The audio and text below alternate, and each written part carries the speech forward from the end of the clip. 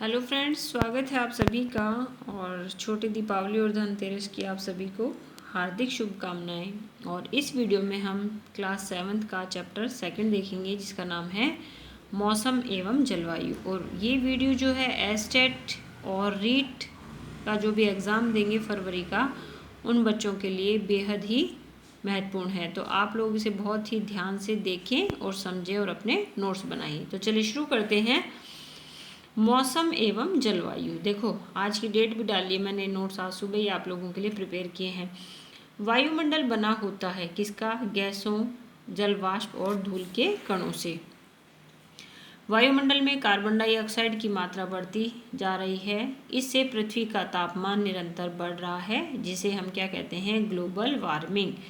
वायुमंडल को विभाजित किया गया है कितने भागों में? 5 परतों में। और वायुमंडल का जो फैलाव है वो कहाँ तक है? पृथ्वी की सतह से शुरू होकर 10,000 किलोमीटर की ऊंचाई तक। फिर देखते हैं क्षोभमंडल। मौसम संबंधित परिवर्तन जो है वो इसी परत में होते हैं, जैसे वर्षा, कोहरा, तड़ी चालन, ओलावृष्टि, पाला आदि। और इसकी ऊंचाई कितनी होती है? पृथ्वी से 13 किलोमीटर। दूसरा है हमारा समतापमंडल। पृथ्वी के धरातल से 50 किलोमीटर तक फैला है। मौसम संबंधित परिवर्तन इसमें नहीं होते हैं। ठीक है, वायुयान इसी मंडल में उड़ते हैं क्योंकि मौसम संबंधित परिवर्तन नहीं रहते हैं, मौसम स्थिर रहता है, किसी भी तरह की परेशानी यहाँ नहीं होती है, इसलिए वायुयान जो है वो समताप में उड़ते हैं। इस मंडल में ओजोन गैस पाई जाती है। ओजोन गैस अल्ट्रावायलेट रेज से हमारी रक्षा करती है।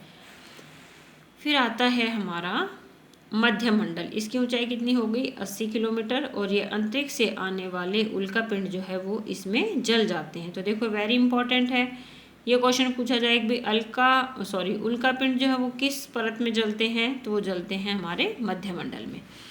नेक्स्ट देखते हैं आयन मंडल। इसकी ऊंचाई 80 से 400 किलोमीटर की ऊंचाई तक है।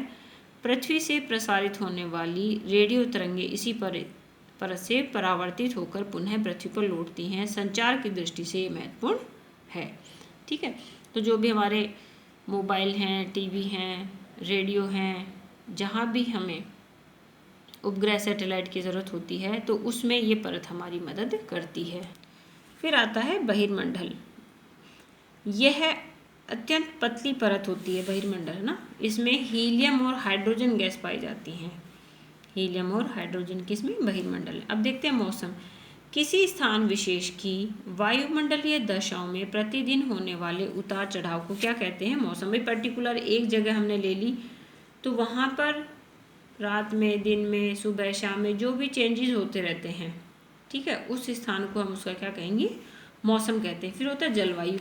किसी स्थान विशेष के मौसम की दीर्घकालीन दशाओं के औसत को उस स्थान की जलवायु कहते हैं। ठीक है, कोई स्थान विशेष है, जैसे अपना भारत ही ले लें, तो अब यहाँ की जलवायु कैसी है? ठीक है, तो वो हो गई हमारी जलवायु की एक विशेष स्थान के मौसम की दीर्घकालीन, एक लंबे समय तक एक जैसी स्थिति बनी रहती है। ठीक है, हमारे यहाँ 4 मौसम मानते हैं, लेकिन मुख्यतः हम गर्मी सर्दी 2 में इसको डिवाइड करके रखते हैं। तो हमारी ये यहाँ की कैसी होगी? जलवायु। फिर वायुमंडल के मुख्य तत्व कौन कौन से होते हैं? तो तापमान, वर्षा, वायु दाब, आर्द्रता और पवनी, ये सब क्या होते हैं? वायुमंडल के मुख्य तत्व होते हैं। अब देखते हैं तापमान। तापमान का क्या अर्थ होता है? कि वायु का तापमान। ठीक है, कि वायु ठंडी है, गर्म है, क्योंकि वायु के हिसाब से ही एक पर्टिकुलर प्लेस का जो है वो तापमान डिसाइड होता है। फिर है महासागरों की अपेक्षा महाद्वीपों का तापमान अधिक होता है। सर्वाधिक तापमान जो है वो किस रेखा पर होता है? भूमध्य रेखा पर होता है। हमने पहले भी पिछले चैप्टर में पढ़ा था, पिछला in the sense 6th class का चैप्टर था, तो उसमें हमने देखा था कि क्यों भूमध्य रेखा पर तापमान अधिक होता है। क्योंकि वहाँ पर सूर्य की किरणें जो हैं वो सीधी पड़ती हैं और उनमें गर्मी अधिक होती है। और जब कोई चीज़ फैला के डालेंगे तो वो तापमान जो है उसका वो बहुत सारे पार्ट्स में डिवाइड हो जाता है, तो उससे इतना अधिक गर्मी नहीं बनती। लेकिन जब कोई चीज़ सीधी डालते हैं तो उसका प्रभाव अधिक होता है, क्योंकि भूमध्य रेखा पर सूर्य की किरणें सीधी पड़ती हैं तथा ध्रुवों पर तिरछी पड़ती हैं। तो ये देखा ना हमने कि ध्रुवों पर हमेशा क्या है? बर्फ जमी रहती है। तो उसका कारण यही है कि तिरछी किरणें पड़ती हैं तो उनकी जो ऊष्मा होती है, जो गर्मी होती है, वो कम होती है। फिर है, दिन में पृथ्वी सूर्य से किन तरंगों के रूप में ऊर्जा प्राप्त करती है? तो सूर्य से लघु तरंगों के रूप में, और जो लघु तरंगे होते हैं उनमें ताप की मात्रा अधिक होती है, और यह ऊर्जा जो है वो रात को दीर्घ तरंगों के रूप में विकिरण हो जाती है, प्रसारित हो जाती है। धरातल से क्षोभ मंडल में ऊपर की ओर जाने पर प्रति 165 मीटर की ऊंचाई पर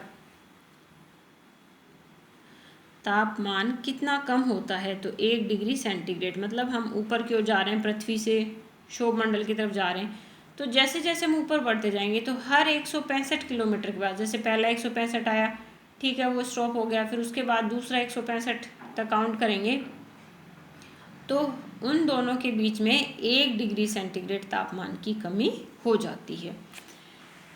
फिर है, दीर्घ तरंगों में ताप की मात्रा बहुत कम होती है। ये तरंगे अधोरक्त इंफ्रारेड रेज होती हैं, और वो क्या होती हैं? Ultra violet. फिर है, सूर्य की ऊष्मा किन किरणों से दीप्तिमान होती है? तो पराबैंगनी किरणों से, अल्ट्रा वायलेट रे से। वायु की, अब देखते हैं दिशा। वायु की जो दिशा बताने वाले यंत्र है उसको क्या बोलते हैं? वायु दिक्सूचक यंत्र। और वायु की गति या स्पीड बताने वाले को क्या बोलते हैं? एनीमोमीटर। अगर हमें डायरेक्शन देखनी है तो वो वायु दिशा सूचक यंत्र बताएगा, और अगर हमें स्पीड देखनी है तो वो एनीमोमीटर बताएगा। अभी मैं इसका आप लोगों को डायग्राम दिखाती हूँ। तो ये देखो, आप लोग इस पिक्चर में क्लियर देख पाओगे। तो ये क्या है? वायु दिक्सूचक यंत्र। मतलब ये मुर्गा जो बैठा है ये हमें क्या बता रहा है कि वायु की दिशा क्या है, और ये एनीमोमीटर ये स्पीड से घूमेगा तो ये हमें क्या बताएगा? स्पीड बताएगा। तो ये दोनों डायग्राम, दोनों चित्र जो है आप आसानी से देख सकते हैं। नेक्स्ट देखते हैं, जिस दिशा से पवन आती है उसे उसी नाम से जाना जाता है। जैसे पूर्वी, पश्चिमी या पर्वतों से आ रही है तो पर्वत समीर, और घाटी से आती है तो घाटी समीर। जैसे अपने ग्रामीण आंचल में बोलते हैं कि पूर्वी हवाएं आ रही हैं, पश्चिमी आ रही हैं, है ना, दक्षिणी आ रही हैं, उत्तरी आ रही हैं, तो वही चीज़ इसमें है। फिर है कि वायु दाब, पृथ्वी की सतह पर ऊपरी वायुमंडल की परतों में स्थित वायु का जो भार पड़ता है उसे हम क्या कहते हैं? वायु दाब। कि पृथ्वी के ऊपर पड़ेगा, लेकिन कहाँ से? जो वायुमंडल की परतों में जितनी भी एयर होती है उसका जो प्रेशर हमारी पृथ्वी पे पड़ता है, दैट इज क्या होता है? वायु दाब। ठीक है। फिर है, धरातल पर 1 वर्ग सेंटीमीटर पर भार पड़ता है लगभग कितना? 1 किलोग्राम। पृथ्वी की अगर हम 1 वर्ग सेंटीमीटर जगह पर देखें तो उस पर लगभग भार कितना पड़ा रहता है? 1 किलोग्राम भार पड़ता है। नेक्स्ट है, सर्वाधिक वायुदाब होता है। तो सबसे ज़्यादा जो वायुदाब होता है वो कहाँ होता है? समुद्र तल पर होता है।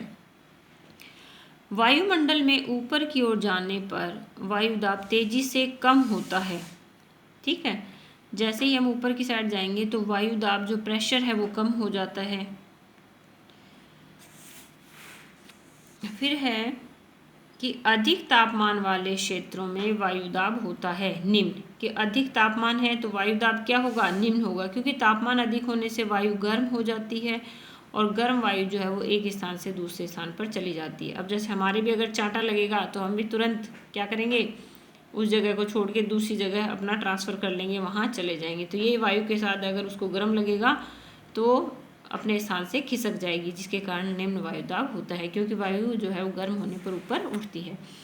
कम तापमान वाले स्थानों क्षेत्रों का वायुदाब कैसा होता है? तो अधिक वायुदाब होता है या उच्च वायुदाब होता है, क्योंकि यहाँ पे वायु ठंडी होती है, और ठंडी होने के कारण भारी होती है, और भारी होने के कारण धरातल के पास जमी रहती है। जैसे आपको एग्जाम्पल देती हूँ, अगर हमारे पेरेंट्स बहुत ही कूल होते हैं तो हम कितनी भी शैतानियाँ कर लें वो हमें कुछ नहीं कहते, ना हमें उनका डर होता है, और हम उनके पास ही चिपके रहते हैं। ठीक है, एक पूरा कोहराम मचाए रखते हैं। लेकिन अगर वो गर्म मिजाज के होते हैं तो हम लोग भी क्या है? तीतर बितर रहते हैं। तो वो इस सेम वायु का है।